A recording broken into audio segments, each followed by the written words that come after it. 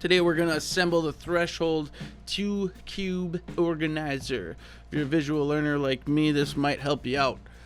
So in the box, you're going to have the panels and the hardware inside. When you pull out the panels, they're going to each have a sticker labeled A, B, and C. And you're going to first attach A and B, always chamfered end outside. And if you assemble anything with multiple screws, always put the screws in finger tight first, just to make sure you find the holes. It's really important to find each hole before you tighten everything down all the way. The Allen key is included, which is nice.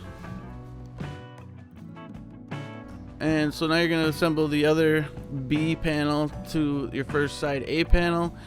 And next is the C. It does come with the dowels. They say to get them wet because they're pre-glued, but if you pre-glue them, they're going to stick, and they'll stick in there forever, and you'll never be able to take it apart without breaking it. So I did not. Just tap them in with any blunt object, make sure they sit all the way into the hole. And now we're ready for final assembly. So you're going to set that down, put panel C, I kind of tilt it and stick it into place. Make sure it's snug. And there you have it.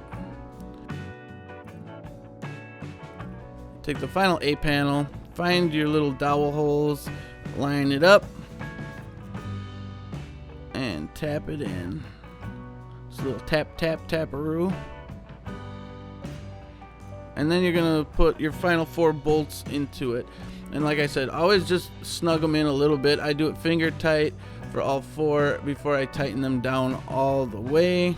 And if you have an Allen key that hurts your hand or you're just not strong enough, don't be afraid to grab a little tube, and you can seat it right on the end of the Allen key and use it for extra torque, and it'll be way more comfortable in your hand like this. Now you're pretty much assembled. You could use the little brackets to find a stud and mount it permanently to a wall, but I like the portability of the shelf more than attaching it all the way to the wall.